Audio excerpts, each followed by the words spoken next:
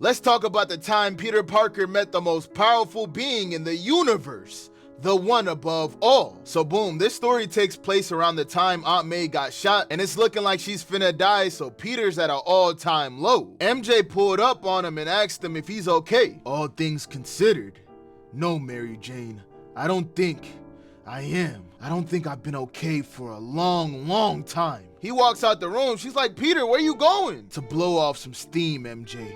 To hurt someone. He pulls up to a random alley, and all we hear is boom, boom, boom. He's punching the shit out of the dumpster. Congratulations. That dumpster will never menace anyone again. Some random dude taps him on the back. Peter turns around like, who is this? Chopped homeless dude is like, easy, whoa. I'm not looking for any trouble. Pete's like, where the hell did you come from? I was walking by. I heard you pummeling that city property. I thought, maybe I can help. Peter's like, I advise you to stay away. I'm not in the mood for any of that bullshit. Actually, I bet I have a pretty good idea. Why don't me and you get a burger and talk about it? Look, if this is some kind of scam, no scam. You just look like you could use a meal. Peter. Pete's like, you know my name. Big deal. My face has been all over the magazines like I'm Lindsay Lohan or some shit. We see Peter's hands and they're bloody as shit.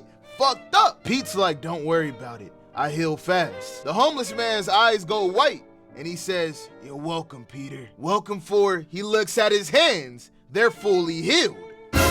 You snuck up on me and my spider senses didn't go off. Who are you? Come on, Peter. You know who I am. And all of a sudden, golden aura starts surrounding him. Yes? Alrighty then.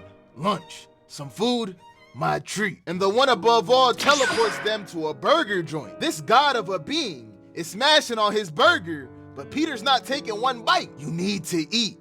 Keep your strength up. Is that what I need? To eat? Peter, I'm sorry. I know you're busy and omnipotent, and I'm just some fleck of nothing. Come on now. But since we're here, since we're breaking bread, maybe you wouldn't mind telling me if my aunt dying is all a part of your cosmic scheme, your grand design for my pitiful life. If I told you it were, what would you do, Peter? Peter thinks about it for a sec. I would beg you to save her.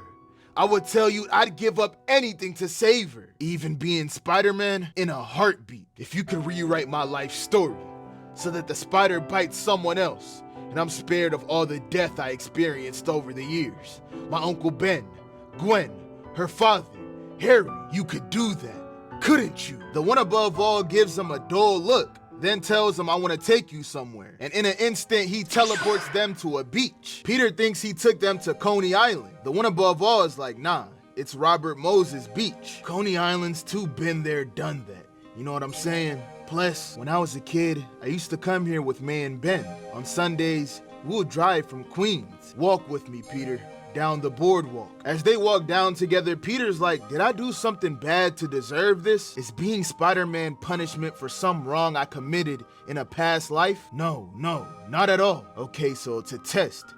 If I'm being tested, let me fail. Because if I have to tell you, I'm this close to breaking. It's not a test.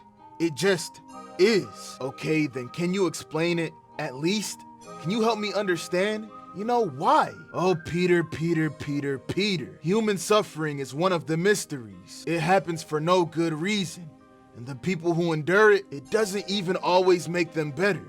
You're one of the rare exceptions. Usually it makes them worse. It happens though, to everyone. Hard to explain why it's necessary to someone who wasn't there when the foundation of the earth was laid, or when the first walls were built around the oceans. What's the point of anything then? I mean, if it's beyond understanding. Well, for starters, they are some of the point, Peter. Peter looks at the beach, and it's filled up with a whole lot of people. Who are they? They're an itsy-bitsy, teeny-weeny sampling of the thousands upon thousands of people you saved as Spider-Man over the years. Parents, children, grandparents, entire families. Thousands upon thousands? Really? Well, I'm counting team-ups, but yeah, at least. It's weird. You pass into their lives, then out of them in a matter of minutes or seconds, and you forget that their lives continue after you swing away. They go back to their homes, their jobs, apartments, because something you did. You, Peter Parker. Come on, let's keep moving. The two of them then stare at the ocean. Peter thanks the one above all for showing him that. He said it was nice. You're welcome. Though it doesn't really answer any of your questions, it doesn't make the suffering any more bearable, does it? No. We all have a purpose, Peter. We all have a role to play. This, fortunately or unfortunately, is yours. And you know, if it's any consolation, I've asked a lot more from people much closer to me than you. It's like we're all pieces of plankton adrift in the ocean, at the mercy of forces we can't control. The one above all stands behind Peter as he starts crying. I don't want my aunt to die. Please don't let her die. He touches Peter's shoulder. Have faith, Peter. Then disappears, teleporting him back to that alley. Peter's like, what? Come on. After that, the narrator's like, let's say his story doesn't end here. Let's say it ends many years from now, with Peter old as shit with the girl he loves, and their two kids, Benjamin and Mary. Let's say it ends with all of them blessed. The narrator was trolling the readers, cause shortly after this, Mephisto ended him and MJ's marriage. And now she's rocking with Paul and shit. Yeah, this is cooked. But yeah, guys, that's the story when Peter met the one above all. Let me know your thoughts on their interaction in the comments. And on that note, I'm gonna see y'all boys and girls next time.